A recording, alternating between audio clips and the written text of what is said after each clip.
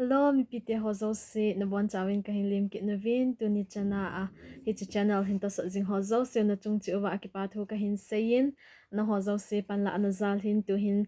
subscriber zong 23k ahung thlingo ta in idamuwa 25k ho ahung hi tingule give away kahin bol de heti zong chu kahin say hi in ipi pen kahin bol de ham wang chu na hon zong comment na section a hin suggest ubin lang kinzong pen ka bol de ham ti chu tu ge ya hin ka henai po in tu ni kho a hi nu mai ho dinga nupi hi han lang a hi lo le nunga a hi lo le khasim lai hi zong le e hon sa ya sum ik hol no mo wa hi le ik hol na thei kha no ka hin bol ding a hi in kinzong hi chi hi graduate ka sim la ya pana chu kana bol a hi in a hin la tu ka la kum master kahin sim ti ho sunga cha hospital ho a ka hong boy a hi lo le ang hoi lang lang ham thil dang dang kahin bola hi le hi cho hi kahin bol zom zolo a hin la tu a hi phat ong chom khai kahin ne yen hi chi a chu hi cho hi atha kahin bol ke ding a hi in hi chi chu imadang a hi pu in e ho nampo na bilba them a hi lo le hi san cho kanunga jong khon ki mu in hi chi ho them khu hiti a hi phadong inei pe pe nu le all a ise mo wa I hon ikizo theyu heti chu kahin se in athil ho ikicho wa hi le isip manu chu them kha kha I hon hi zan hi kisale phante ti dung zu ya chu iki zo theyu a hi in hi chu hi iti sei dham ina na hi lo le iphat kai ki a boy sa sum le pai in munati lowa muncho ma go hol na ding zong chu hi po in hi ta hi in muna yum wa hi le phadong iga anei ka u ting le all sim wa hi le chun e ho ga ki man cha na kham neu imu wa hi le phachom tham te a chu ka hin bol a hi in chila hi lu che ma hi na first a chu chila ya abana chila ya wana chila ya kamai zo si a hi ma hi tan tin do leng jing ana na zong tu ni ka kisila kalu ka ga so le ka khot kha ke katina na zong chu chu hin tin to a hi chu ka hin sem na dinga hi ipipi ka man de ham ti chu na ve ute first a che hin ve sa jing ka ke la do le kha pon hi mo hi a color dung zu ya box a hi ta ko hin chu ti lo le ala do le a ha zi in che green white red lana chilanga zo hi blue ban le cha hi dark green a hin chu yellow black che a hin a ban le pat hiu thil imacha be se zong cho lut a hi puin ban le ba che a hin a ban le che plier hi amu a hi ma hi le a pha in thil neo chen a kho za bo hui hong lut ding a hi in to a hi ka hin sem de aninga jong ka lim ka hin koi thela khen koi de hin chi hi ka hin sem ding a hi na ve kho mu te iti ki semam ni khana zo te di ti na zong lo pha dong inei ka sem the a hi tun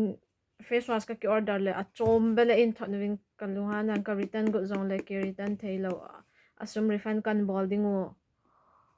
atha nangin ki order in activa ti free mo okila adi zong chun no kilo kha ve chu complain ka bol hin cha an refund le pha an refund lo vole hi ti a kwai thi tan tin ji chu tula kamai lu che ho ahung to a hi le pimple song ahung tam hungin chi in gal masanga chu ka ki ve sa hi le chi face wash ap o hin chu ko order a hi le chi atum bele amin wang chu ki bang atum bele in thon hin kalung han ta ba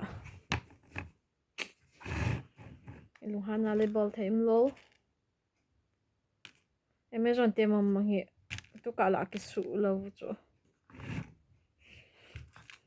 che anya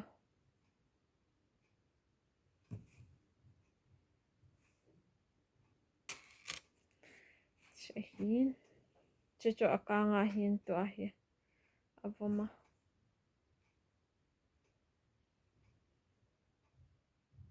patwang hi zang ni ham zang thum ham imana hi le pa in zang kha se hi zo ting hong tan khale son lo hi pat jong chu ki mu thei nam ke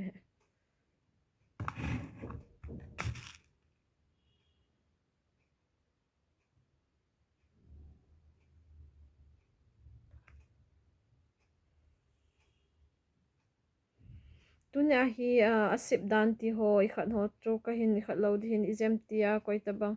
asip dan he no mium kha wa hi le chun hin sei leo chun asip dan ho chu bo hin ka hin bol ding a hin tun awang hi ti thil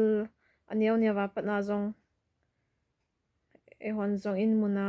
pha dong iga ani ka ka ole sumi ki hol theu he ti bo chu ka hin vet so a hin asip dan ti ho wang chu he no mu wa hi le hin sei hitin e ma ho alim I ve na zong le ga asip thei zong chu a umin hi ti a ga azil loi ding I ding zong a hi in ke zong hin ka zil zong a hi ti pu in masanga chu hi a pe pa zong ko kan sim zi hi a to a he phat on ke nei mom lo ke se man mom lo tu ka la hi room khel de ka ti wa room ko hol zi le im thil dang ima cha tong ke ko thelo ni sa in hola kam ka hi ti ma tha zing tia he phat dang ka nei ka ting le ka ga bol zi hi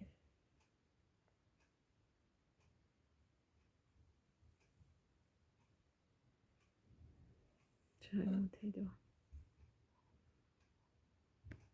a bol pat che hi e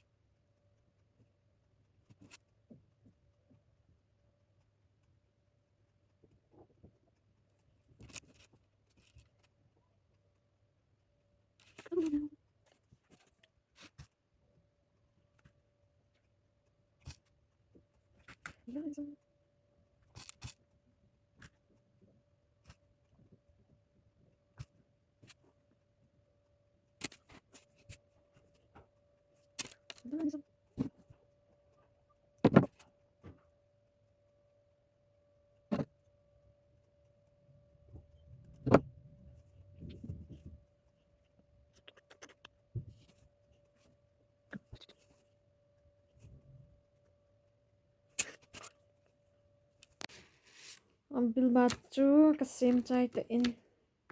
lang ni a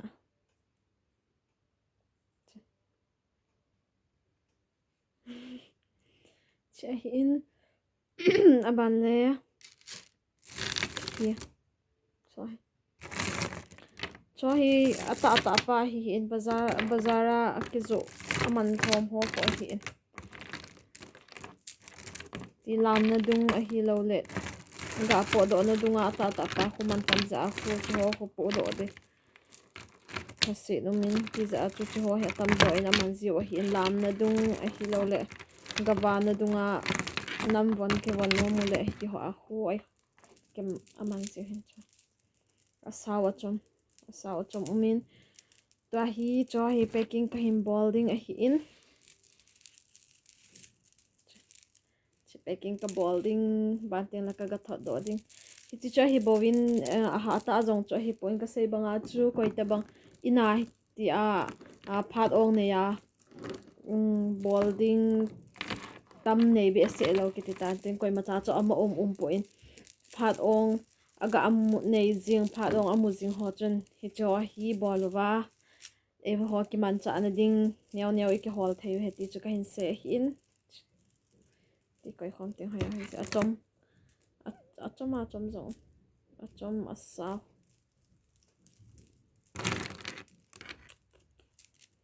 chawang asa ma hin achom asa ti hi in tunia video ka hin sem na hi chan chu tan tin